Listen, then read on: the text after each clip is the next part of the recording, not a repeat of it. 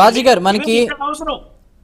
మనకి వైఎస్ఆర్సీపీ నుంచి నాయకులు పాదయాత్ర వెంకటేశ్వర రెడ్డి గారు జాయిన్ అయ్యారు. ఆయనతో మాట్లాడదాం. వెంకటేశ్వర రెడ్డి గారు, అమరావతి నిర్మాణం కూటమి ప్రభుత్వం వచ్చిన తర్వాత గత ప్రభుత్వంలో డ్యామేజ్ జరిగింది అది ఇది అని చెప్తున్నారు. సో కూటమి ప్రభుత్వంలో నిర్మాణాలు అవి శరవేగంగా జరుగుతున్నాయి అని చెప్తున్నప్పటికీ కూడా కొన్ని కార్యాలయాలు, ప్రధానమైనటువంటి కార్యాలయాలన్నీ హైదరాబాద్లోనే ఉన్నాయి, అవి ఇంకా ఏపీకి షిఫ్ట్ కాలేదు. సో అవాంతరాలు ఏంటి, అడ్డంకులు ఏంటి, అది దానికి కారణం గత వైఎస్ఆర్సీపీ ప్రభుత్వం అంటున్నారు. అసలు మీ కామెంట్ ఏంటి వెంకటేశ్వర రెడ్డి గారు? నా కామెంట్ నేను స్వయంగా చెప్పేది ఏంటంటే, దానికి కారణం వైఎస్ఆర్సీపీ ప్రభుత్వం, తెలుగుదేశం ప్రభుత్వం, తెలంగాణ ప్రభుత్వం కాదు. దానికి కారణం బీజేపీ ప్రభుత్వం. చిత్తశుద్ధి సెంట్రల్ గవర్నమెంట్ కి లేదు. ఇచ్చిన హామీలు నిలబెట్టుకునే చిత్తశుద్ధి, ఇచ్చిన హామీలను నెరవేర్చే చిత్తశుద్ధి కేంద్ర ప్రభుత్వానికి లేదు. రాష్ట్ర విభజన జరిగిన దగ్గర నుంచి 14 నుంచి 19 ఇప్పటి వరకు బీజేపీ ప్రభుత్వం అధికారంలో ఉంది. కేంద్ర ప్రభుత్వం ఇచ్చిన హామీలు నెరవేర్చకుండా కాలయాపన చేస్తూ ఇద్దరు అన్నదమ్ముల మధ్య తగాద పెట్టి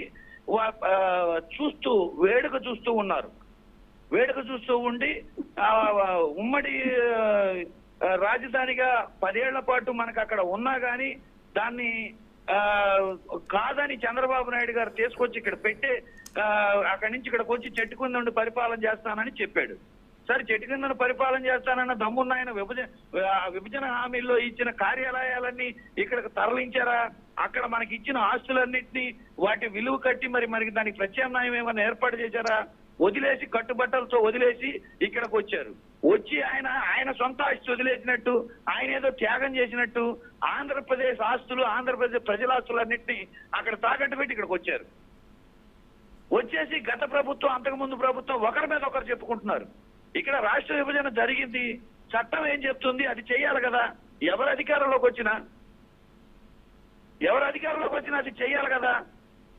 ఆ లెక్క ప్రకారం కాకుండా గత ప్రభుత్వం నిర్లక్ష్యం వహించింది. గత ప్రభుత్వం ఏమి నిర్లక్ష్యం వహించింది?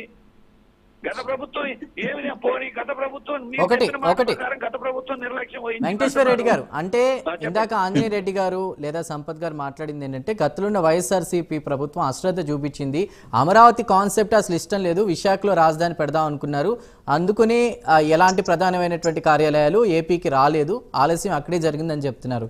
మరి దాన్ని మీరు ఏ విధంగా ఖండిస్తారు?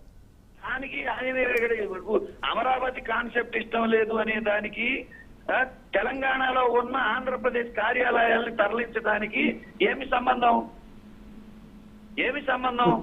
ఆంజనేయ రెడ్డి గారు ఏమంటారు? ఆంజనేయ రెడ్డి గారు ప్లీజ్. సంపత్ గారు వస్తాం మీ దగ్గరికి. ఆంజనేయ రెడ్డి గారు, మొదటిగా మీరు, ఎందుకంటే బీజేపీదే తప్పు అని చెప్తున్నారు ఆయన, బీజేపీదే తప్పు, ఇచ్చిన హామీలు ఏవి కూడా అమలు చేయలేదు రాజధాని విషయంలో. చాలా హాస్యాస్పదంగా మాట్లాడుతుంటారు వైసీపీ నాయకులు. ఇచ్చిన హామీలు నెరవేర్చలేదు, ఏదో ఆ హామీలు చెప్పండి, మీరు ఆ లిస్టు చెప్పండి ఏమి నెరవేర్చలేదు. లేదా ఏ విధంగా గత 5 సంవత్సరాలు మీరు ప్రభుత్వంలో ఉన్నారు కదా, మీరెందుకు ఆ కార్యాలయాలని అమరావతికి తరలించలేదు, ఆంధ్రప్రదేశ్ తరలించలేదు, మీరెందుకు అక్కడ కేసీఆర్తో దావత్ తీసుకొని కౌగిలించుకొని డిన్నర్లు చేసుకొని ఆడుండే ఆంధ్రప్రదేశ్ సంబంధించిన హైదరాబాద్ సచివాలయంలో ఉండే కార్యాలయాలు అన్ని కూడా ఎందుకు ఎవరికి చెప్పకుండా అప్పచెప్పేశారు? వీటికి సమాధానం చెప్పకుండా అమరావతిలో ఒక ఇటు కూడా పెట్టారు. మీరు ఎప్పుడన్నా ఒక్క పని చేశారు? అమరావతిలో సర్వనాశనం చేశారు కదా. ఈ రోజు వచ్చి కేంద్రం చిత్తశుద్ధి లేదు, ఏమి చిత్తశుద్ధి లేదు. కేంద్రాన్ని మీరెందుకు 5 సంవత్సరాలు కేంద్రం దగ్గర ఎందుకు డిమాండ్ చేయలేదు? కేంద్రం దగ్గరికి ఎన్నిసార్లు జగన్మోహన్ రెడ్డి గారు వెళ్ళినప్పుడు ఏం మాట్లాడారు? అమరావతికి సంబంధించిన విషయాలు ఏమైనా మాట్లాడారా? సహకరించండి, అమరావతిని అభివృద్ధి చేయండి. ఒక్క నిమిషం ఆంజనేయ రెడ్డి గారు, ఒక్క నిమిషం, వారేదో మాట్లాడుతున్నారు. వెంకటేశ్వర గారు చెప్పండి. వెంకటేశ్వర రెడ్డి గారు చెప్పండి. ఇప్పుడు ఒక ఇటుక పెట్టారా అంటున్నారు కదా. ఆ బీజేపీ ప్రభుత్వం 10 ఏళ్ళు ఉండి 3వ సారి కూడా అధికారంలోకి వచ్చింది. అమరావతి గెజిట్ లో పెట్టారా ఇంతవరకు? అమరావతి రాజధానిగా గెజిట్ లో పెట్టారా కేంద్ర ప్రభుత్వం? పార్లమెంట్ లో గెజిట్ లో పెట్టడం జరిగిందా? లేదు. అట్లనే శాశ్వత కార్యాలయం ఒక్కటన్నా కట్టారా? లేదు. 34,000 ఎకరాల భూములు, 29,500 మంది ఎకరాల రైతులు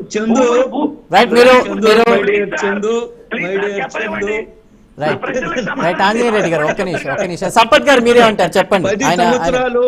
10 సంవత్సరాలు ఉమ్మడి రాజధానిగా ఉన్నప్పుడు మళ్ళా అమరావతి ఒక నిమిషం సంపత్ గారు.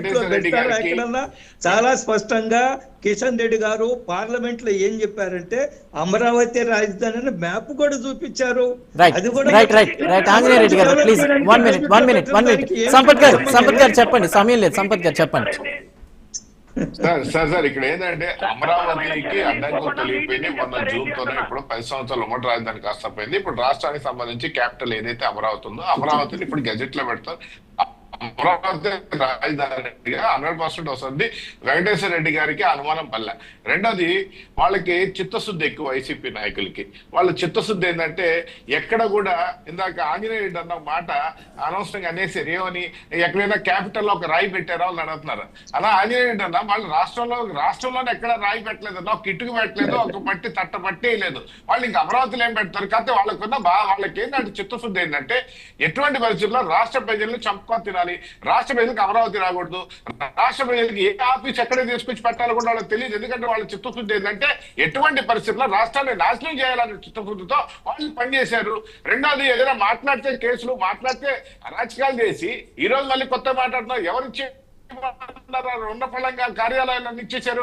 మీరు ఫైనల్ గా సంపత్ గారు కంక్లూడ్ చేయండి. హైదరాబాద్ లో సంపత్ గారు చెప్పండి. కలిసి ఉంటే కలసుకో, కలిసి ప్రయాణం చేస్తే మంచిది.